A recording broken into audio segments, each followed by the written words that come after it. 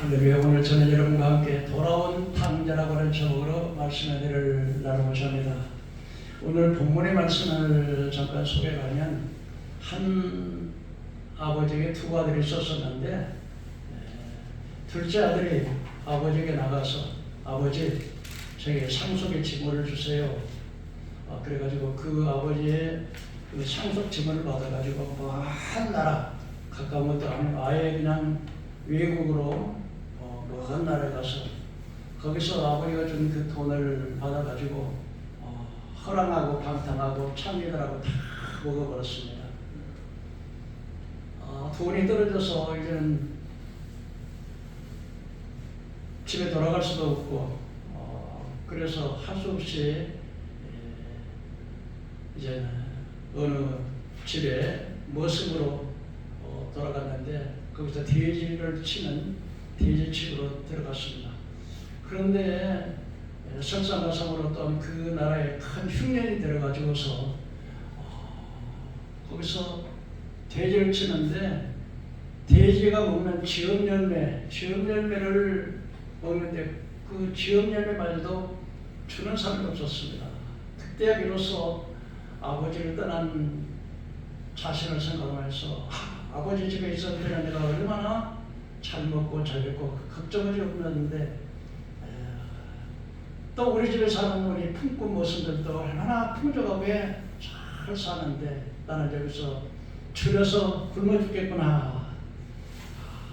내가 이럴 게 아니라 내가 하늘과 아버지에게 죄를 져서 재산은 창조하게 다 먹어버렸으니 이제는 아들의 자격으로 갈 수가 없으니 내가 아버지께 돌아가서 나를 하나의 모습으로 품꾼으로 나를 써줘라 해야 되겠다. 그런 마음을 먹고 이제 아버지를 향해서 아버지를 찾아갔습니다. 그런데 아버지는 서로 거리가 먼데 단면에 초라하게 경험해버린 그 아들의 모습을 금방 알아보고서 상가가 뭔데 달려가서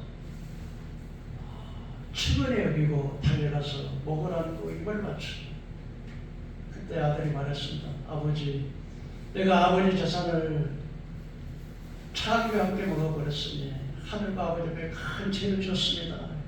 나는 아들이 이제는 자격으로 아들이라고 할 수 없으니 나는 하나의 모습으로 일꾼으로 나를 삼아주세요. 그때 아버지는 그 아들 집으로 데려가서 하인들에게 가서 제일 좋은 옷을 갈아입히고 손에 가락지를 끼우고 신발을 신기오라. 내가 죽었던 아들이 돌아왔고 이러던 아들을 찾았다. 살찐 송아지를 잡고 잔치를 베풀어라.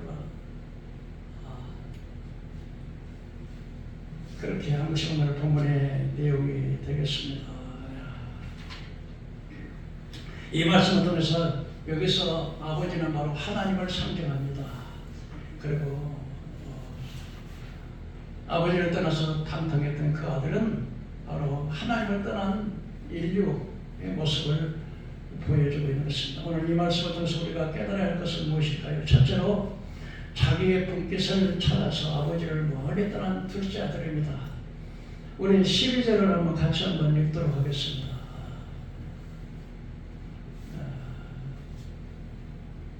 시작. 자기의 분깃을 따라가여 아버지를 멀리 떠난 둘째 아들을. 12절. 그 둘째가 아버지에게 말하되 내가 돌아오는 분깃을 내게 주소서 하는지라. 아버지가 각각 하나님을 각각 나누어 주었더니 고대 시대에는 상속 지문이 있는데 큰아들보다도 둘째나 다른 아들들은 큰아들의 3분의 1 정도를 받게 됩니다. 근데 아버지가 지금도 건강해서 살아계시는데 아버지가 돌아가시기 직전에 상속을 달라는 것은 아주 고려한 막심한 아들의 행동입니다. 왜냐하면 아버지가 돌아가시기도 전에 먼저 상속을 달라는 것은 그것은 아버지 빨리 죽으시오 하는 말과 같기 때문에 위한 이야기입니다. 오늘날도 그렇습니다.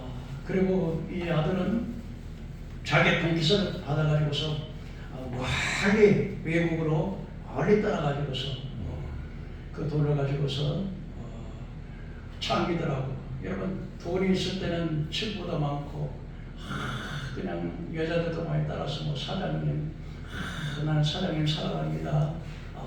뭐 그렇게 외교도 부리고 하지만은 여러분, 돈은 보이지는 안 하고 그냥 그 돈을 가지고 왔으면 내가 사업을 하든지 뭘 그 돈을 가지고 이용을 해가지고 써야 되는데 그냥 그걸 쓰기만 하면은 얼마 있지 않아서 그게 다 떨어져 버리고 그래가지고는 나중에는 이제 먹을 것도 없고 친구 찾아갔지만 친구가 반겨주겠습니까? 돈 있을 때야 뭐 친구하고 뭐 여자들도 사장님 하지만은 그냥 돈 떨어진 걸 누가 반겨줍니까?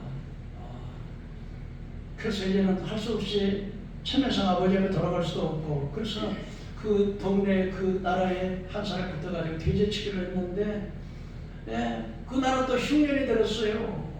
그러니까 모든 사람이 입에 풀칠도 하기 어려우니까 그래서 거기서 지은 열매로 돼지가 먹는 지은 열매로 배를 채우는데 그것마저도 주는 사람이 없어서 그때야 비로소 깨닫고 아버지 집에 있었을 때 참 좋았는데 오늘날도 그렇습니다. 여러분, 많은 자녀들이 아버지를 찾고 떠나는 이 가출하는 애들 보면은 공부해라, 일찍 일어나고 일찍 일하고 일찍 자고 일찍 일어나라, 못된 친구들하고 어울리지 말아라, 주일날 예배드려라, 믿음으로 살아라. 자꾸 아버지가 잔소리가 듣기 싫고 부모가 잔소리 시켜 들으니까 가출을 합니다. 가출은 어떻게 돼요? 친구만대로 지 마음대로 살면 좋은 일이 일어납니까? 못된 친구들 만나고 그래서 이제 결국은 그런 애들 뭐 창녀로 빠지거나 뭐 깡패나 도둑놈이 되고 뭐 이러지 않습니까? 바로 오늘 이 탕자는 바로 하나님을 마음에 두기 하나님을 섬기고 제멋대로 살겠다고 하는 그런 마음을 가진 세상 사람들을 상징적으로 보여준다고 생각할 수가 있겠습니다. 그래서 13절에 보니까 그 몇 날이 안 되어서 둘째 아들 재물을 다 모아가지고 먼 나라로 갔어. 이거는 하나님의 무한한 사랑과 원천을 받고 살아온 사람들이 하나님의 은혜를 모르고 하나님의 간섭받는 것이 싫어서 하나님을 멀리 떠나 스스로 주인이 되어서 살고자 하는 주인들의 모습을 상징적으로 보여주고 있습니다. 하나님 떠나서 하나님 간섭받지 않으면 내 멋대로 살겠다고 하는 그 탕자와 같은 불신자들은 하나님을 마음에 두기를 싫어합니다. 하나님 간섭받는 걸 싫어합니다. 나는 내 자유의지가 있는데 내가 주인 돼서 내 뜻대로 살아야지 뭐 하나님 간섭받고 뭐 이래라 저래라 뭐 지배받느냐 이런 마음으로 살아갑니다. 이런 사실을 바울 사도는 이렇게 말하면 로마서 1장 21절에서 31절에 하나님을 알 때 하나님을 영원롭게도 아니하고 감사하지도 아니하고 오히려 생각이 엉망해져서 미련한 마음이 어두워졌나니 스스로 지혜다나 우둔하게 되어서 하나님의 썩어지지 않은 하나님의 영광을 사람과 썩어지는 버려지 우상으로 바꿨다고 말하고 있는 것입니다. 그러면 하나님께서 그 마음을 상실한 마음대로 정력대로 내어버려두니까 여인들도 스스로 순리를 떠나서 쓸 것을 거느리고 영리를 거느리고 또 남자가 음욕이 불릴 듯 해서 남자가 남자와 더불어서 음행을 하는데 그거로 말하면 상당한 보복을 받게 됐다고 말씀을 하고 있습니다. 그리고 또 그들은 하나님 마음에 하나님 두기를 싫어한다는 거예요. 오늘날 아버지의 품을 떠나서 지멋대로 한번 멋대로 살아보겠다고 하는 탕자처럼 오늘날 수많은 사람들이 하나님을 떠나서 내 멋대로 살겠다, 간섭하지 않겠다 그렇게 하면서 그 마음에 하나님 두기를 싫어하는 거예요. 그러니까 하나님께서 상실한 마음대로 그냥 내어버려두니까 모든 불의, 추악, 악의가 가득한 자요, 비방하는 자요, 수근수근하는 자요, 부모를 거역하는 자요, 배역한 자요, 우매한 자요, 무정한 자요, 무자비한 자라. 이러한 자들은 사형에 해당하는 것을 알고도 자기만 할 뿐만 아니라 그걸 하는 사람들을 옳다 인정한다고 말하고 있습니다. 오늘날 수많은 탕자처럼 아버지의 품을 따라서 내 멋대로 살아보겠다고 하는 사람들은 어떻게 합니까? 우상숭배에 빠지고 음란에 빠지고 그리고 온갖 사역에 해당하는 죄를 짐으로 말미암아서 그렇게 되는 삶을 보여주고 있습니다. 두 번째로 오늘 아들의 방탕과 궁핍입니다. 13절 16절을 제가 읽겠습니다. 그 후에 며칠이 안 되어 둘째 아들의 재물을 다 모아가지고 먼 나라에 가서 거기서 방탕하여 그 재산을 낭비하더니 다 없앤 후에 그날에 크게 흉년이 들어 그가 비로소 궁핍하게 된지라. 가서 그 나라 백성 중 한 사람을 붙여 사니 그가 그를 들러보내어 돼지를 치게 하였는데 그 돼지를 먹는 쥐는 열매로 배를 채우려 하되 주는 자가 없더라. 둘째 아들은 자기 아버지의 상속을 받아가지고 가급적이면 아버지 주변 일이 아니라 아예 아버지 얼굴을 보지 않겠다는 마음으로 아주 외국으로 막 떠나버렸습니다. 이 돈이라고 하는 게 벌고 써야지 그냥 있는 것들을 쓰면은 금방 떨어져 버리죠. 여러분 지금 남미의 베네수엘라라고 하는 나라가 있는데 그 나라는 세계에서 기름이 제일 많이 나는 나라입니다. 그런데 기업을 창출해 가지고서 기업을 육성하고 열심히 일을 해서 돈을 벌어서 써야 되는데 정부에서 주는 복지부금만 받아가지고서 그냥 정부에서 그냥 기름 팔아가지고 전부 다 벌지는 안 하고 국민들이 그냥 정부에서 주는 것만 가지고 오니까 정부가 그러니까 이제 돈 가치가 없어 인플레이션이 올라가니까요 한 보따리씩 돈을 가지고 가도 살 게 없는 거예요. 무 몇 개 사면은 한 보따리 짊어지고 가고요. 우리나라도 마찬가지입니다. 우리 지금 우리나라도 보면은 좀 돈 많이 주고 그냥 한 달에 내가 50만 원씩 주겠습니다. 100만 원씩 주겠습니다. 막 한 사람이 그렇게 하면은 아무리 우리나라가 경제가 부유하다 하더라도 그 금방 떨어지죠. 그러니까 이 받는 사람들은 이건 뭣도 모르고 그냥 나라 망하는 걸 생각지도 안 하고 주는 사람들 그냥 그 사람만 섬기고 투표해서 그 사람 찍습니다. 그 얼마나 어렸어. 그 돈을 누가 감당해야 됩니까? 전부 20대, 30대 그 아들들, 손자들이 다 물어내야 될 돈인데 그렇게 하는 거예요. 그럼 나라 금방 망하는 거죠. 오늘 탕자가 돈을 갖다가 아버지 없으면 그걸 가지고 왔으면 자기가 사고 그러든지 그 돈을 가지고 어떻게 해서 돈을 벌어가지고 잘 살 생각을 해야지. 그 돈을 가지고서는 그냥 먹어라 뭐라 그냥 사장님 모장님 막 정말 나는 당신은 사람이다 그게 확 빠지고 차기 됐고 다 먹어버렸으니 금방 그것이 되죠.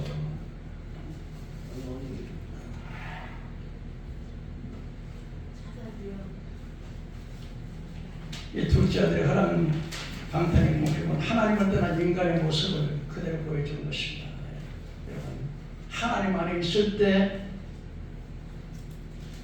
아버지 안에 있을 때 잔소리 같지만 아버지 앞에 있을 때 그가 부유하고 도련님 말되고 귀족 말되었지만 아버지 못 떠나니까 그건 이제 모습에 아주 노예가 되고 종이 되고 분별이고 처지가 비참하게 되지 않습니다. 이것이 바로 하나님을 떠난 인간의 모습입니다. 여러분 물을 떠난 고기가 없이 산다 해도 예수 떠난 신령은 사는 법이 없다고 하나님을 떠나서 잘 될 것 같지만은 하나님 떠나서 잘 되는 법이 됐어요. 하나님 떠나자마자 하나님께서는 천지와 만물을 창조하시고 자기 모양과 형상대로 사람을 만드시고 에덴이라고 하는 그 나무를 준비하시고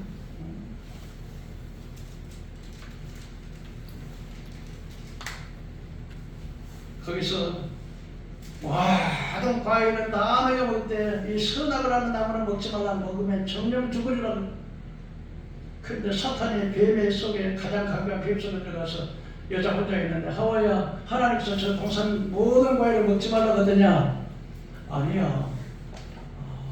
동산에는 모든 과일은 먹을 수 있으나 저 동산 중앙에 있는 나무는 먹지도 말고 만지지도 말라. 먹으면 죽을까 하더라 했더니 이 사탄이 뱀소리를 가지고 아니야 네가 그거 먹으면 너희 눈이 밝아서 하나님처럼 된다고. 그래서 하나님과 범죄했어요. 범죄가 어떤 결과가 나옵니까? 영이 죽어버립니다. 영이 죽고 땅은 저주를 받아가지고서 가시와 검지가 되고 남자는 땅을 흘려야 먹게 되고 여자는 햇살에 수고를 하고 여러분 오늘날 노력하고 애를 써도 땅을 흘려도 땅을 흘린 만큼 대가가 나오지 않습니까?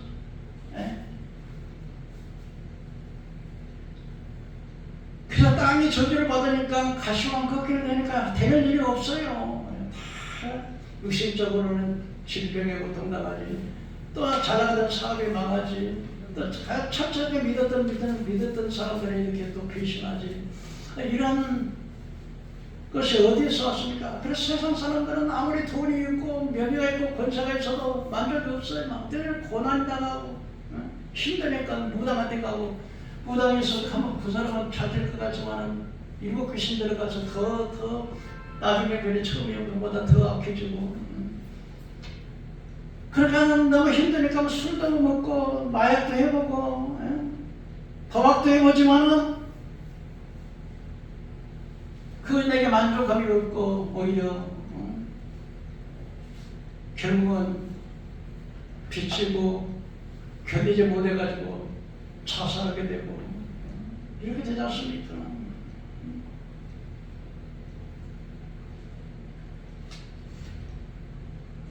이것이 바로 하나님을 떠난 인간의 모습이라고 하는 사실입니다.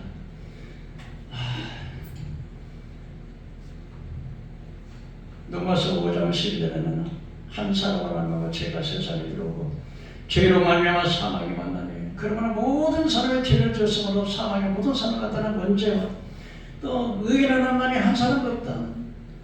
선을 행하는 자가 없고 다 무의가 돼서 하나님을 찾는 자도 없고 선을 행하는 자도 없으니 한 사람도 없다 그랬어요. 그리고 죄값은 사망이라고 해요. 그 죄값으로 해서 마귀의 종이 돼가지고서 끊임없이 보이지 않지만 보이지 않는 사탄 마귀는 끊임없이 우리 영혼을 파괴하고 육신을 괴롭히고 우리의 부부관계를 어렵게 하고 그래서 가정이 유언하게 되고 여러 가지 자녀들이 또 방탕하게 되고 이렇게 하는 안 보이는 이 사탄 마귀 귀신들이 그렇게 괴롭히는 거예요. 첫째로 자기 죄를 뉘우치고 회개하며 아버지께 돌아오기로 결심하는 탐자입니다. 자, 누가복음 15장 17절 19절 제가 있습니다. 이에 스스로 돌이켜 이르되 내 아버지께는 양식의 풍족한 품꾼이 얼마나 많은가. 나는 여기서 죽여 죽는구나. 내가 일어나 아버지께 가서 이르기를 아버지 내가 하늘과 아버지께 죄를 지었사오니 지금부터는 아버지의 아들의 일컬음을 감당하지 못하겠나이다. 나를 품꾼의 하나로 보소서 하고 이제 둘째 아들은 아버지의 간섭을 안 받고 아예 아버지의 손길을 미치지 아니하는 아예 뭔 이민으로 가면 잣대고 행복할 줄 알았지만 돈 떨어지고 비참한 처지에 이르러서 돼지치기를 하게 되는데 돼지 지원료를 배를 채우고 있는데 그것마저 주는 사람이 없었어요. 이것이 바로 하나님을 떠난 인간의 모습을 여기서 이렇게 보여주고 있습니다. 그러므로 여러분 우리는 하나님을 만나야 됩니다. 그분은 부유하신 분이십니다. 시편 125편 1절에 여호와를 의지하는 자는 시온산이 흔들리지 아니하고 영원히 있으리로다. 믿으시기를 주의 이름으로 축원합니다. 사람이 평안할 때는 기도도 하지 않고 기도불이 꺼지지요. 하지만 고통스러울 때는 하나님을 바라보게 됩니다. 앞이 막히고 뒤가 막히고 희망이 사라졌을 때 하나님을 바라보게 됩니다. 하나님을 바라보고 기도하는 자에게 하나님의 길을 열어주십니다. 그리고 기적의 문을 열어주십니다. 우리는 이 세상 살아가면서 힘든 일을 만나거나 돌발적인 사고에 휩싸여서 이때 절망적인 일을 겪지 않은 사람이 없습니다. 사람의 한평생 살아가면서 절망적인 상태에 부딪히지 아니하는 사람이 누가 있겠습니까? 건강한 사람은 건강을 성실해서 절망의 벽에 부딪히게 된다. 경제적으로 어려운 사람은 또 물질의 빈곤에 시달리면서 절망에 빠집니다. 어떤 목적을 이루고 부단히 노력했음에도 불구하고 성취가 이루어지지 않을 때 절망합니다. 또 믿었던 사람이 배신을 때리면 또한 절망감을 금할 수가 없다는 것입니다. 여러분, 어떤 환경이 처하든지 우리 삶이 요동하지 아니하고 경고하게 되는 방법이 무엇입니까? 그것은 하나님을 의지하는 것입니다. 에레미야 17장 5절에서 8절에 보니까 여호와께서 이같이 말씀하시되 무릇 사람을 믿으며 육신으로 그 힘을 삼고 마음의 여호와를 떠난 자는 저주를 받으리라. 그는 사망에 뜰기난 것 같아서 좋은 일 오는 것을 보지 못하고 강구한 것을 살게 될 것이다. 그러나 여호와를 의지하는 자는 마치 나무가 강변에 뿌리를 뻗치고 가뭄이 와도 걱정이 없고 결실이 그치지 않은 같으리라고 했습니다. 여러분, 아무리 가뭄이 와도 뿌리 강변에다 심겨진다 뿌리를 강변에다 뻗고 있으면 아무리 가물어도 결실이 그치지 아니하는 것이 하나님을 의지하는 자는 마치 강변에 심기는 나무가 와서 그 뿌리를 강변에 뻗치는 나무처럼 그 결실이 그치지 않는 것이라고 말씀하고 있습니다. 시편 91편 3절에 지존자의 은밀한 것을 그하는 전명자의 근날을 끄는 자여 내가 여호와를 그렇게 말하기를 주는 나의 피난처시여 요새 의리하는 하나님이라니 이는 그가 사람꾼의 올무에서 심한 전염병에서 건지실 것입니다. 그가 그 기초는 너를 덮으시려니 그 날개 아래 피하리로다. 그의 진실한 방패와 손방패가 되다 보니 밤에 찾아오는 공포와 낮에 흐르는 살과 밤에 퍼지는 전염병과 백주에 황폐케 하는 파멸을 두려워하지 않는다고 했습니다. 누가요? 하나님을 의지하는 자.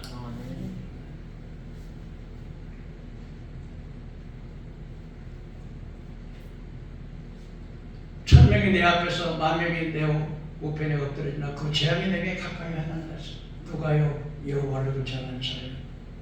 너는 똑똑히 버리니 악인들의 보복을 버리로다. 내가 말하기를 여호와는 나의 피난처니라고 지존자로 나의 거처를 삼았으므로 화가 내게 미치지 못하며 그 재앙이 내 장막에 머물지 못하리로다. 믿으시기 바랍니다. 아멘. 그가 너를 위하여 천사들을 명해서 내 모든 길에서 너를 지키게 하시리다. 그 천사들 그들을 손으로 너를 붙들어서 발이 돌에 부딪히지 않게 하리로다. 내가 사자와 독사를 받으며 젊은 사자가 뱀을 파고 너를 이루다. 이게 무슨 말입니까? 예수님의 권세를 통하여 사자도 뱀도 밟아버리는 그 권세를 또 주신다는 것입니다. 천인이 내 앞에서 만인이 내 앞에 엎드러지나 그 재앙에 가까이 하지 못하는 것은 하나님이 나와 같이 없기 때문입니다. 사람들은요, 돈이 있어도 치유가 있어도 권세가 있어도요 밤에 놀립니다. 또 갑자기 또 무슨 일이 일어날까 밤에 놀래는 거야. 백제 오르는 사람은 여러분 대낮에 화살이 어디서 날아가는지 모르게 백제 오르는 사람과 어둠에서 닥쳐오는 전염병과 백제 오르는 황폐케 한 것을 두려워하지 않는다는 거예요. 왜? 하나님이 천사를 통해서 그를 지켜주시기 때문에. 그리고 우리에게 필요한 것을 공급해 주시는 하나님, 우리를 승리케 해 주시는 하나님, 그리고 사람을 동이나 서로 말미암고 사람을 크게 하시니 높임이 사람을 높이는 것이 동이나 서로 말미암지 않고 나무라도 말미암지 않고 하나님이 이를 높이시고 저를 낮추시나. 그래서 사람의 모든 흥망성쇠가 하나님께 달려있는 것입니다. 그러니까 우리가 하나님 안에 있어야 됩니다. 예수 그를 믿는 자는 하나님의 자녀가 되어서 하나님의 보호함을 받게 되고 어떤 환난과 꿈에서 천명이 내 앞에 죽어서 전쟁이 일어나고 기근이 하고 환난이 하고 재난이 와서 천명이 만명이 내 앞에 쓰러져도 그걸 두려워하지 않는 것은 하나님이 우리를 울타리로 보호해 주신다는 거예요. 아멘. 믿으시길 바랍니다. 아멘.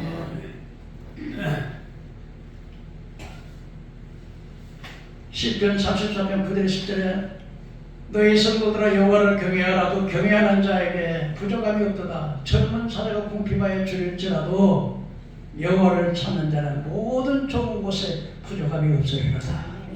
믿으시기 바랍니다.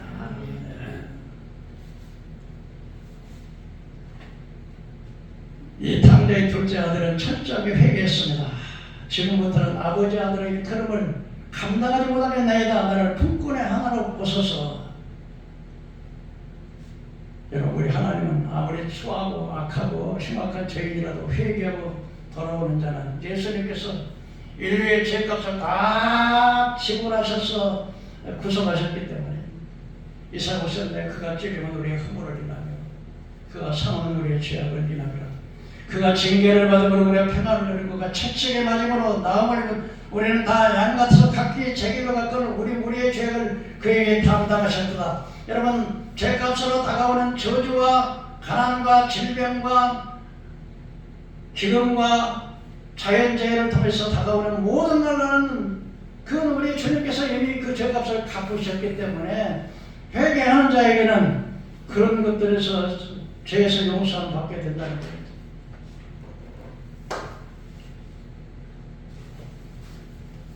우리 주님께서는 우리의 온갖 죄를 주님이 대신하셨다고 히브리서 9장 10절 염소와 송아지 피로 아니고 자기 피로 영원한 속죄를 들여서 단번에 성소에 들어가셨기 때문에 우리는 죄의 문제에서 해결받는 놀라운 은혜를 받게 되는 것입니다. 하나님께서는 회개하고 돌아오는 자는 결코 그 죄를 묻지 않습니다. 그래서 요한일서 1장 9절에 우리가 죄를 자백하면 저는 미쁘시고 어려워서 모든 불의에서 우리를 깨끗하게 하실 것이요 만일 죄가 없다면 이런 하나님의 말씀이 그 안에 있지 않다 그랬습니다. 하나님은 회개하고 돌아오는 자. 이 탕자가 자기 아버지의 재산을 다 가서 먼 곳에서 허랑방탕에서 참겨 먹어버렸지만 아버지는 그에게 한마디 참아 너 이놈아 세상에 무슨 염치로 여기를 찾아왔단 말인가. 그런 잔인하고 그런 아버지가 아니었습니다. 자비하시고 사랑 많으신 아버지였으면 우리 하나님은 사랑이 많으시니까 아무리 무섭고 심각한 죄를 지었다 하더라도 하나님께 회개하고 돌아오면 있는 그대로 못난 그대로 부족한 대로 받으시는 책망하지 않습니다.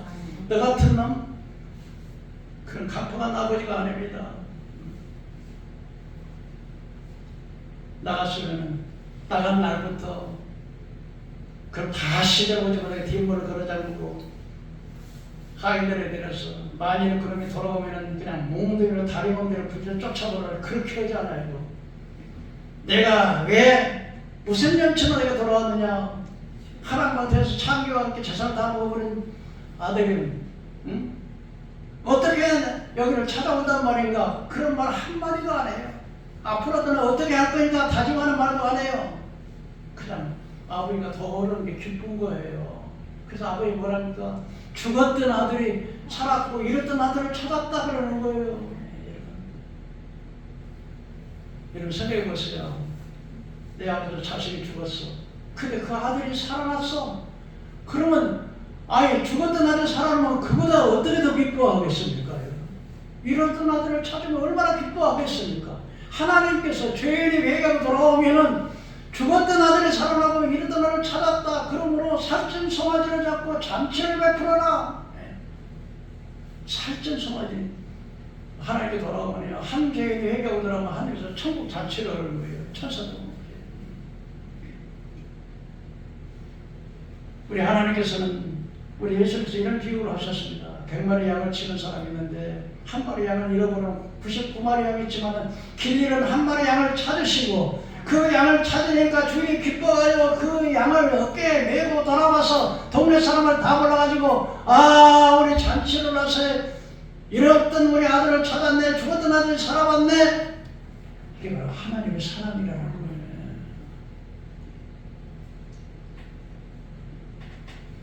회개만 하나님이 묻지도 않습니다.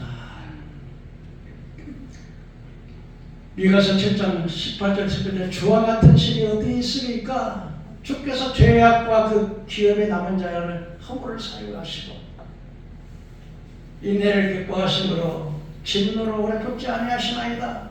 다시 우리를 불쌍히 여기사 우리의 죄악을 밟으시고 그 죄악을 깊은 바다에 던져버린다는 거예요.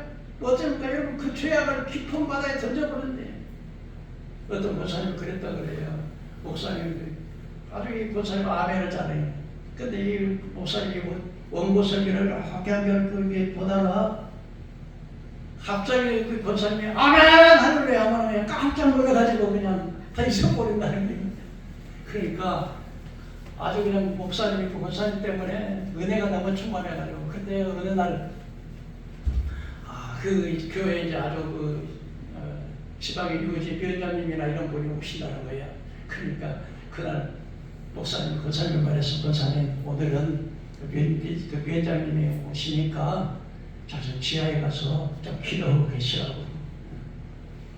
그래서 이제 권사님이 이제 순종을 잘하시니까, 권사님이 지하에 가서 앉아 성경 보다가 미가서 7장 18절 19절을 보니까 하나님께서 우리를 긍휼히 여기서 죄를 밟으시고 그 죄를 깊은 바다에 던져서 기억지도 않는다 그러니까 아유 세상에 미시시프 강이 막 몇만 킬로미터의 깊이가 있는데 그렇게 깊은 강에다 죄를 던져버렸으면 그래가지고는 할렐루야 아멘 지하에서 소리를 치니까 아이 한참 이제 위원장님 오셔가지고 그냥 그 은혜 끼치려고 하는데 그 권사님도 소리치는 바람에 원고를 팡팡 잊어버려가지고 아유 권사님 그냥 또 권사님 때문에 오늘 살기 주셨다.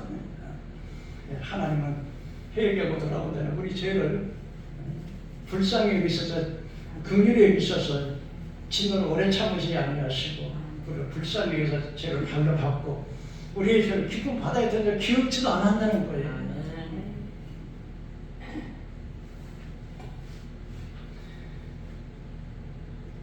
예수님께서 십자가에 달릴 때 차후에 두 강도가 있었습니다. 사람들이 막 예수님을 심을 받고 막 주먹으로 때리고 막 비방하면서 네가 하나님 아들이여 그 십자가에서 내려와 보라. 그래서 우리를 믿게 하라. 남은 구원해서 자신은 구원하지 못하는구나. 그래서 좌우에 강도가 있었어요. 근데 강도가 말하기를 예수야 너도 좀 나와. 너도 좀 십자가에 내려오고 우리도 좀 건져 구원해봐. 좌편에 있는 강도는 사형을 당해서 마땅히 사형을 받으면서도 그 죽는 순간까지 죄를 지지 못하고 예수님을 비판해 네가 하나님 아들이거든 너 한번 내려놔봐. 그럼 나도 좀 살려봐. 그랬더니 우편 강도가 말했습니다. 이 사람아 우리는 마땅히 사형을 당해서 마땅히 형벌을 받는 것은 너무 당연하지만 이 예수는 어렵지 않은 것이 하나도 없어. 그러면서 예수여 당신이 낙원에 이를 때 나를 기억하소서. 그때 예수님이 뭐라 그럽니까? 오늘 밤 네가 나와 함께 낙원에 있으리라.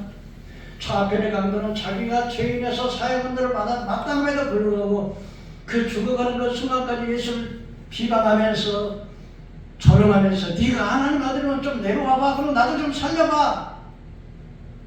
그때 한 강도 우편 강도는 이 사람아 우리는 마땅히 사형을 받는 게 마땅하지만 이 예수는 의롭지 않은 것이 하나도 없어. 그러니까 자기 죄를 회개하는 거지요. 잘못을 뉘우치는 거예요. 그리고 예수가 바로 하나님의 아들이요 메시아요 우리를 영원히 죄에서 구원해 줄 수 있는 분이라는 사실을 깨달은 거예요. 그래서 당신이 낙원에 이를 때 나를 기억해달라 할 때 주님께서 야 이 나쁜 놈아 네 같은 놈이 어떻게 구원을 받는다고 그따위 그 염치 없는 소리 하냐 그렇게 말했습니까? 아니요. 내가 낙원에 있을 때 나와 함께 오늘 밤 함께 있으리라. 그렇게 흉악한 죄인이라도 용서하시는 그 하나님, 회개하는 용서하시는 하나님. 넷째로 아버지 옆에 사랑을 받고 돌아온 탕자입니다.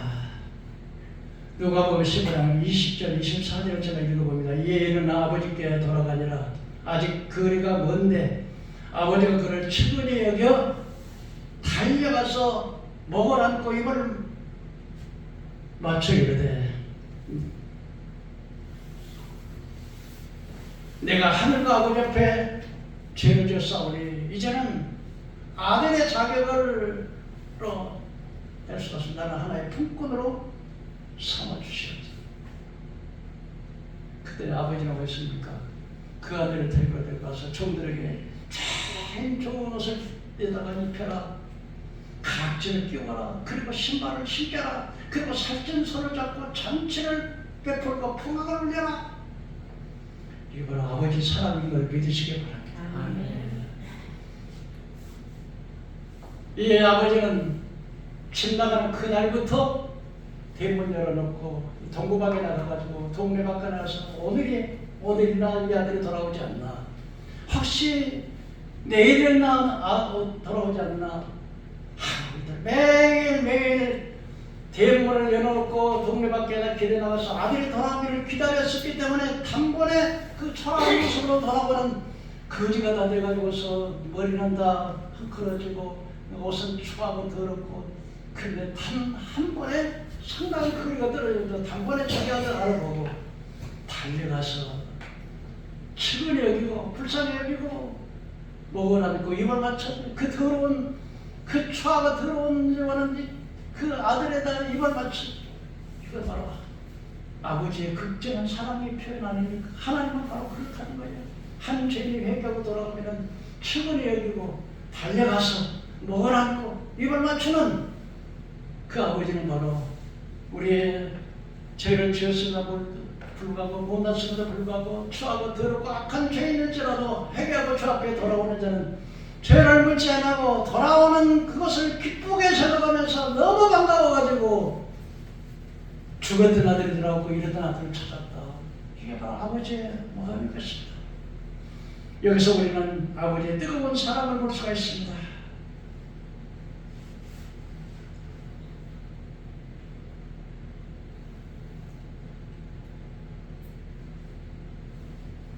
아버지는 그 아들 집을 나간 그날부터 대문을 열어놓고 기다리는 것처럼 우리 하나님은 오늘도 한 죄인이 여기서 보면은 그를 보고 측은히 여기고 달려가서 입을 맞췄다는 것은 아버지의 변함없는 사랑, 그것이 바로 하나님의 사랑이라는 것입니다. 달려갔다 깨어났다 입을 맞췄다 그런 말은 아버지의 적극적인 사랑을 말씀해주고 있습니다. 아들이 돌아온 아들을 맞이한 아버지의 기쁨이 어떤 것이었는가를 잘 반영해주는 말씀입니다. 비록 난감한 모습으로 돌아온 아들이었지만 자그들에 떠난 아들이 다시 돌아왔다는 사실은 아주 말할 수 없이 그 아버지에게는 큰 기쁨이 되었습니다. 이런 아버지의 행동은 하나님 우선적 하나님의 사랑을 묘사하고 있는데 이 사실을 회개한 죄인에게 하나님의 사랑을 의미합니다. 결국 이러한 본전의 내용은 첫째로 하나님이 우리를 사랑하는 것은 우리의 어떤 공로나 공적이 있어서 사랑하는 것이 아니라 무조건적인 하나님의 사랑. 한번 따라해 보실까요? 무조건적인 하나님의 사랑. 하나님과 이렇게 돌아오고 이렇게 사랑하신 것은 바로 우리 어떤 공로 때문에 되는 것이 아니고 칭찬할 말에 행동을 해서 한 것이 아니고 무조건적인 하나님의 사랑이에요. 두 번째로 하나님이 회개한 죄인을 무조건 용서하시고 용납하시며 죄인의 회개를 기뻐하신다는 그 하나님의 사랑. 세 번째는 하나님의 대신적인 사랑은 대인적인 사랑입니다. 아버지가 자식을 사랑하지요. 그러나 하나님은 하나님의 우리를 사랑하는 사랑이 대신적인 사랑이 대인적인 사랑보다 훨씬 더 크다는 거예요. 그래서 디모데전서 2장 4절에 하나님은 모든 사람의 구원을 받으며 진리를 안내 이르기를 원하시느니라. 이사야 30장 10절에 그러나 여호와께서 기다리시다니 너에게 은혜를 베풀려 하시니라. 일어나시리니 너희를 긍휼히 여기시니라. 대저 여호와를 경외하며 하나님이시라. 그를 기다리는 자는 복이 있으리로다 하시니. 베드로서 3장 8절 9절에 사랑하는 자들아 주께서 천년이 하루같이 하루가 천년같이 이 한 가지 사실을 잊지 말라.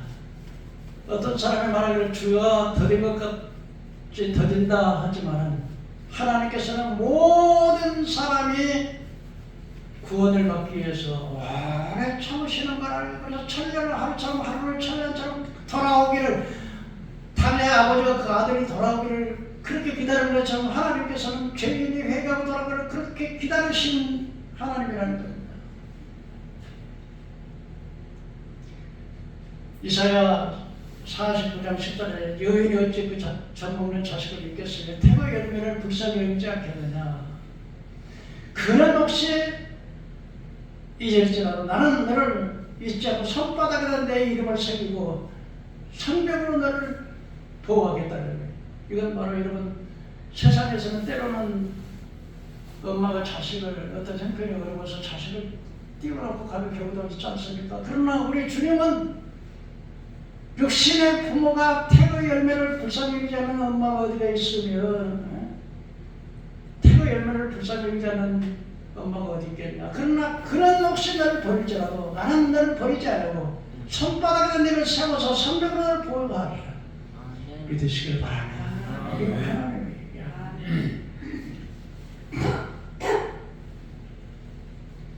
천년을 하루처럼 하루를 천년처럼 기다립니다. 어떤 사람이 왜 예수님 아직도 안 오셔? 그런데 왜 예수님 안 오시냐? 한 사람을 더 기다리시는 거예요. 한 사람을 더 구원하시려고. 하나님께서는 모든 사람의 구원을 받으며 진리를 아는 데 이르기를 원하시는 거예요. 사람이 때로는 많이 우리에게 도움을 줘요. 그렇지만 사람을 믿지 말는 거예요. 사람을 믿고 자기 힘으로 육신을 삼고 사는 사람은, 그래서 하나님 떠난 사람은 저주를 받는다는 거예요. 그러나 하나님을 의지하는 사람은 마치 강변에 나무가 뿔을 뻗치고 가뭄이 와도 걱정이 없고 결실이 그치지 않은 것 같다고 말하는 거예요. 그러니까 하나님 떠난 우리가 아담과 하와가 하나님 떠나서 인류가 이렇게 고통스러운 거예요. 질병의 고통, 가난의 고통, 대국의 고통, 가정의 고통, 자녀의 고통으로 이 세상에는 그 다음에 마귀는 끊임없이 와서 못 살게 구르니까 그 고통 하나님께 돌아오는 자는 하나님의 반석을 얻고 있어요. 천일이 내 앞에 만일이 엎드러지나 그 재앙이 내게 가까이 오지 못한다는 거예요. 네? 밤에 놀림과 백제가 흐르는 살과 저녁에 흐르는 전염병과 황폐케 하는 대낮에도 황폐케 하는 파멸을 두려워하지 않는다는 거예요. 이게 시편의 고백이요, 다윗의 고백이요. 내가 주를 위해서 적진에 다니며 주를 위해서 담을 뛰어넘나이다. 이스라엘과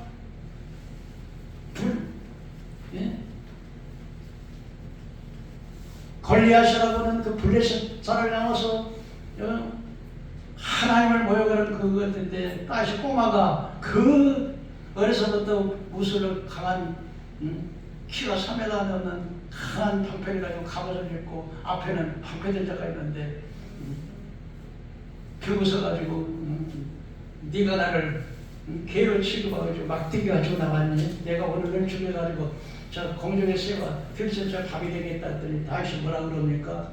너는 칼과 창으로 나오지만 나는 만군의 여호와의 이름으로 가지고 나오리라. 사람이 전쟁에서 이기고 지는 것은 여호와의 손에 달려있느니라. 내가 오늘 너를 죽이고 너의 목을 치고 너의 모든 군대를 다 쳐서 새의 밥이 되고 실새의 밥이 되게 할 것이다. 그래서 이 도라나 어디 틈도 없어요. 이게 아주 팍 던지려고 말이에요. 팍 그냥 고문하고 쓰러지니까 칼도 없으니까 쫓아가서 그 골리앗에 차고 있는 칼을 확 빼가지고 목을 확 잘라가지고 다되게 갈라졌어요. 사울왕이 꼬마가 가서 내가 가서 저 놈의 목을 베어오겠습니다 했더니 사울왕이 너는 아직 소년이고 저 장수하고 어려서부터 장군인데 안 된다고. 아닙니다. 내가 우리 아버지 짐승을 지킬 때 양이나 염소떼를 지킬 때 그 사자나 늑대가 와서 우리 양떼를 잡기는 내가 쫓아가서 그의 목을 비틀고 그 입에서 염소새끼를 빼서 그리고 너를 쳤으니 하나님께서 사자와 곰도 지킬 듯 하셨죠. 저 할례 없는 자에 되겠습니다. 그러고 나서 했더니 하나님이 함께 하시는 거예요. 하나님의 선한 손이 함께 하시면 되는 겁니다. 하나님의 마음을 감동시키면 되는 거예요. 요셉이는 가정에서 자녀들 중에서 제일 사랑받았던 아들이 누구예요? 요셉입니다. 가정에서 제일 사랑받았던 건 요셉이에요. 왜? 하나님이 함께 하시니까. 하나님의 표식이기 때문에, 하나님의 선택된 자이기 때문에 감옥에 가서 형들이 감옥에다 요셉을 팔아버렸지만은 하나님께서 요셉과 함께 하심으로 하나님 요셉에게 은혜를 베푸심으로 종을 데려다가 그야말로 그 집에 총무를 삼는 하나님이에요. 어떤 환경이 있든지 하나님의 선한 손이 함께 하시면 되는 거예요. 감옥에 갔지만 하나님 은혜를 베푸니까 간소장이 모든 죄수를 다 맡기고 그래서 애굽의 장관들, 땅 맡은 장관들, 또 포도 장관들의 꿈을 해석하는 것이 도끼가 돼서 애굽의 국무총리가 돼서 자기 가족을 살리고 온 세계를 살리는 것은 하나님의 요셉과 함께 하셨기 때문에. 왜요? 하나님의 요셉이 하나님을 의지했기 때문에. 하나님이 함께 하시면 되는 거예요. 사람의 마음을 감동하시는 우리의 재판의 문제, 건강의 문제, 모든 문제 하나님이 함께 하세요. 동사무소 내가 은혜를 받거나 복지관에서 은혜를 받거나 누구로든지 하나님은 그 마음을 감동시켜가지고 은혜를 주시는 거예요. 그러면 되는 거예요. 안 되는 것이 없어요. 그러나 사람을 너무 의지하지 마세요. 사람을 의지하면 안 돼요. 하나님은 나의 편이 될 때 어디를 가든지 승리하는 거예요. 어디 가든지 아버지 안에 높여주시는 거예요. 어디를 가든지. 그래서 저는 세상이 두렵지가 않아요. 세상은 아무리 돈 있고 명예권세 있어도 불안합니다. 늘 불안에 떨어요. 언제 또 내가 죽을 병이 걸릴까? 언제 또 내 사업에 부동돼가지고 노숙자가 될까? 언제 또 내가 가정이 깨질까? 언제 또 내가 그냥 말로 큰 문제 기근을 당해서 또 언제 또 내가 자동차 타고 가다 사고 날까? 늘 불안 걱정. 그러나 하나님께서 천사를 보내셔서 너를 지키시고 그래서 그 천사가 내 발로 오른손으로 붙들어 주니까 내 발이 돌이 부딪히지 않아. 내가 기도할 때 내가 기도에 응답할 것이며 네가 환난을 당할 때 내가 너와 함께해서 너를 건지고 너를 장수함으로 만족해 해서 하나님의 구원을 보이겠다고 말씀하세요. 하나님을 의지하는 자, 하나님이 함께하는 자. 오늘 이 탕자가 아버지 앞에 돌아왔을 때 그는 좋은 옷을 입히고 가락지를 띄우고 신발을 신겼습니다. 이게 뭡니까? 종이 아니라 이제는 아들의 그 신분을 회복하는 거예요. 아버지를 떠나서 종이 되었지만 돌아왔을 때 그 옷은 좋은 옷은 무엇입니까? 잔치에서 제일 주인공이 바로 제일 좋은 옷을 입는 주인공이 가락지라고 하는 것은요. 아유 부유한 귀족들이 맡기는 가락지. 신발은 옛날에 노예는 신발을 안 신는다 그래요. 근데 신발을 신긴다는 건 뭐예요? 그 아들의 직분을 회복하는 거지요. 그 하나님께 돌아떠나서는 우리는 죄의 종이요 마귀의 종이요 저주의 자식이었지만 하나님께 돌아왔을 때는 우리가 하나님의 자녀가 되는 겁니다. 영접하는 자 그리로 믿는 자는 하나님의 자녀가 되는 것을 줬으니 이런 혈통으로 육적으로 사람의 뜻을 말미암지 않고 하나님께 난 자는 우리는 이제는 왕자요 공주님이 되신 거예요. 종이 아니에요. 하나님께 돌아왔어요. 예수를 믿으시면 한번 아멘 합시다. 그러면 하나님이 여러분의 아버지예요. 그분의 능력이 있어요. 부하기가 누구로 말미암아요? 주께로 말미암아요. 영광과 위엄과 이김과 승리가 주께 있으면 천지가 주의 것이로소이다. 하나님 모든 것을 만드셨기 때문에 천지 모든 것이 하나님 것이란 말이에요. 주권도 주께 있으면 주는 없사 만유의 버리시나이다. 부와 귀가 주께로 말미암고 사람을 크게 하심과 강하게 하심이 두 개의 손에 있다고요. 주의 손에 달려 있는 거예요. 여러분 하나님을 의지하세요. 하나님께 기도하세요. 아멘. 여러분 무엇이 어렵습니까? 하나님 사람 바라보지 말고 하나님 은혜를 입히면 모든 사람이 내 편이 되는 거예요. 요셉이 감옥에 가는 감옥 깜빵장이 요셉의 편이요. 애굽에 종으로 팔려가는데 애굽에서 그 자기 부인 외에는 모든 것을 다 맡겨요. 왜? 하나님이 함께 하시니까 하나님이 모든 것을 은혜를 베풀어 가는 곳마다 여러분 하나님이 함께 하니까 다니엘의 사자굴 속에 들어가도 사자가 그냥 자기 먹이로 알고 올라가는데 천사가 사자 입을 막아버리니까 사자가 못 잡고 먹어. 다니엘 참사했던 사람들 자보다 그 처자식들을 갖다 사자굴치가 던지니까 사자가 떨어지기도 전에 뼈까지 다 삼켜버려요. 왜? 하나님이 막아주시는 거예요. 사드락과 메삭과 아벳느고가 다 느부갓네살이 자기가 그냥 금신상이고 자기가 머리라 그러니까 교만해져가지고서 자기 신상을 신앙 펴니다. 딱 세워놓고 남녀노유 모든 그 제사장들, 장관들, 국무총리들, 가장 높은 사람들 다 해서 나팔을 불고 피리를 불 때 일제히 나의 신상에 절하라. 절하지 않는 자는 저 풀목을 뜨겁게 달궈진 채 불속에다 집어던질 것이다.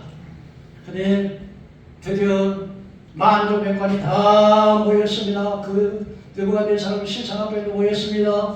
그런데 나팔이 불고 피리가 불고 상현군과 각 악기를 동원될 때 모든 사람이 일제히 그 신상 앞에 들어서 경배를 하는데 딱 세 사람만 경배하지 않고 딱 섰습니다. 바로 사드락과 메삭과 아벳느고였습니다. 바빌론의 총리들이 시기질투가 관해가지고 그렇잖아도 이방 나라 놈들이 가장 그 나라의 최고 높은 자리에 앉았으니까 그냥 뱃속에 이렇게 속이 상하고 막 시기질투가 났는데 그래가지고는 느부갓네살에게 왕이 높으셔서 이 애국을 총리하기는 저 사드락과 메삭과 유대 아벳느고가 왕의 신상 앞에 절하지도 아니하고 왕을 높이지도 아니하고 그래서 느부갓네살에게 막 화가 났어요. 그래가지고서 사드락과 메삭과 아벳느고를 불러오라고 네가 진즉 나의 신상에 절하지 않았냐? 지금이라도 절을 하면은 내가 용서해 주겠다. 그랬더니 사드락과 메삭과 아벳느고가 아닙니다. 우리는 절대로 당신이 신상 앞에 절하지 않을 것입니다. 만약 우리를 불은 불 속에 던진다 하더라도 우리 하나님께서 우리를 지켜주실 것이고 그렇지 않는다 할지라도 우리는 왕의 신상 앞에 절하지 아니하겠나이다. 그랬더니 왕이 화가 나가지고 여봐라 저 풀무 불을 지금보다 7배나 뜨겁게 하라. 그러고는 군인들을 향해 가면서 그를 묶어가지고 그냥 풀무 불사 집어 던졌습니다. 그러니까 불이 얼마나 뜨거웠던지 불 속에 들어가지도 않았던 군인들이 다 죽어버렸습니다. 그런데 딱 보니까 세 사람을 던졌는데 여봐라 우리가 세 사람을 불에 던진 것이 아니냐 그랬더니 세 사람. 그런데 저 한 사람은 신과 같은 사람이 있는데 이 사람이 타지도 아니하고 그 불 속에 돌아다녀요. 그때 느부갓네살이 지극히 높으신 하나님의 종 사드락과 메삭과 아벳느고야 나오느라. 나오니까 바벨론의 권력을 상징하는 밧줄은 사선쪽에 탔지만 머리털은 사가지고 그 불의 세력을 막아주시는 하나님은 오늘 또 살아계시는 하나님, 역사를 주관하신 하나님의 사실을 믿으시기 바랍니다. 그 탐자가 하나님을 돌아왔을 때 모든 주권을 회복하고 아들의 자격으로서 당당하게 상속자로서 자기의 신분을 회복하는 사실을 우리가 알 수가 있습니다. 결론적으로 여러분 오늘 이 탐자의 비유는 첫째는 아버지를 떠나서 허랑방탕한 아들은 하나님을 떠나 자기 인생대로 자기 멋대로 인생을 살아보고자 하는 불신자들의 인생을 상징하고 있습니다. 둘째로 아버지를 떠난 아들은 허랑방탕하여 저주 가운데 떨어졌지만 마찬가지로 하나님을 떠난 인간은 마치 아버지의 품을 떠나서 허랑방탕해서 거지되고 먹을 것 없어 죽어가는 그런 것처럼 하나님을 떠난 인생은 마치 그와 같이 된다는 사실. 자기 잘못을 뉘우치고 회개하고 돌아오는 사람은 못난 그대로 부족한 그대로 있는 그대로 책망하지 아니하고 사람을 받으셔서 용서하시고 측은히 여기시고 달려가서 목을 안고 제일 좋은 옷을 입히고 가락지를 끼고 신발을 신고 여기서 제일 좋은 옷은 바로 예수 그리스도의 십자가의 보혈로 깨끗하게 씻음받은 흰옷입니다. 의의 옷입니다. 너는 이제 다시는 죄인이 아니야. 너는 용서받은 의인이야. 가락지 벗겼다는 건 약혼할 때요 사랑의 표현으로 가락에서 너는 내 것이고 너는 내 것이라는 뜻이야. 하나님께서 너는 내 것이야. 그 무슨 말입니까? 하나님 너는 내 눈동자야. 여러분 엄마가요 어린 꼬마를 낳았을 때 그 엄마에게 눈동자가 한치라도 떨어져요 안 떨어져요? 안 떨어지잖아요. 한치라도. 혹시나 또 그게 불에 되었을까 물에 빠졌을까 또 아플까 늘 엄마의 눈이 그 아이에게 있듯이 하나님의 자녀가 되는 사람은 하나님의 눈동자같이 하나님의 눈동자의 우리를 늘 보살핀다는 거예요. 이게 사고가 났나? 이게 또 왜 걱정해가? 너 왜 근심하느냐? 너 염려를 죽게 맡기라는 거예요. 하나님. 그래서 하나님이 돌아오면 우리는 죄의 종이요 마귀의 종이요 저주 가운데 있던 우리를 이제는 신분적으로 하나님의 아들이 되었으니 여러분 왕의 아들만 된다는데 왕의 아들만 돼보시죠. 막 신하들이 다 그러잖아요. 경호원들이 막 따라붙잖아요. 그런 것처럼 우리는 하나님의 자녀이기 때문에 경호원들이 다 따라다닌다. 그 경호원이 누구예요? 천사들이요. 최소한으로 그냥 은사를 평신도는 한 명의 천사는 항상 섬기는 종으로서 섬기는 천사는 너희를 섬기러 보내시지 않냐고 한 사람. 그러나 되게 큰 일하고 하나님의 귀한 일을 하는 우리 권사님이나 집사님이나 성도님들이 그런 성도님은요 천사들이요 몇 명씩 따라다닙니다.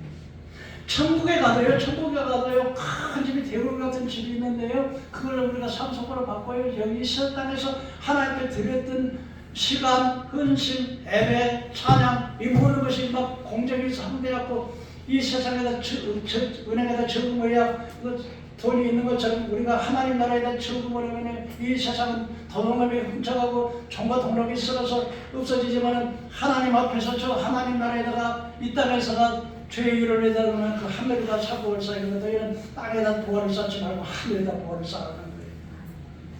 그리고요 천천만만의 천사들이 경호원이 돼가지고 우리를 수종들어 얼마나 놀라운 축복입니까? 그래서 저는 두려움이 없어요. 지금까지 한 번도 먹고 있는 문제 가지고 걱정해 본 적이 없어. 네, 하나님이 다 책임주시고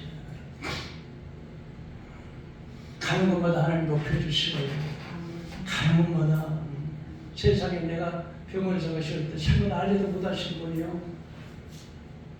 그 어떤 사람이 우리 사모님 와갖고 1,000,000원을 갖다가 헌금해 줬습니다. 난 그날 밤에 하나님께 기도했는데요. 이런 일이 어떻게 일어납니까? 하나님의 은혜를 베푸시는 거예요. 아직은 그런 사람인데 무슨 내가 그냥 뭐가 예쁘다고 그냥 가창 받아가지고 나이 먹어가지고 그런 나를 보고 그걸 해줄 것입니까? 얼굴도 못 보는 사람 하나님 은혜를 베푸실 거예요. 오늘 여러분 사람을 죄지 말고 하나님을 죄하세요. 믿음으로 사세요. 여러분 그 하나님이 여러분의 하나님이시죠. 그 아버지가 여러분의 아버지시죠. 우리 아버지는 여러분의 형편을 알고 계시죠. 형편을 알고 계세요. 때로는 하나님께서 왜 기도를 이렇게 안 들어주실까? 어떤 때는 만나지 말아야 할 사람은 하나님 만나지 않게 자연적으로 끊어주시고 내게 만나야 할 사람은 만나게 해주시고 하나님 이게 다 하나님 은혜인 거예요.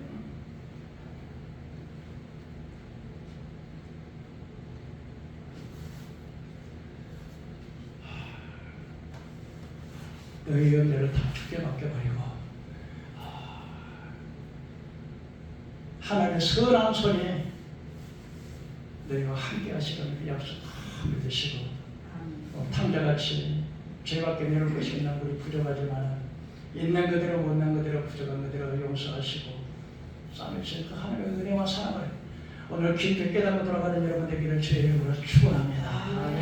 기도하십시다.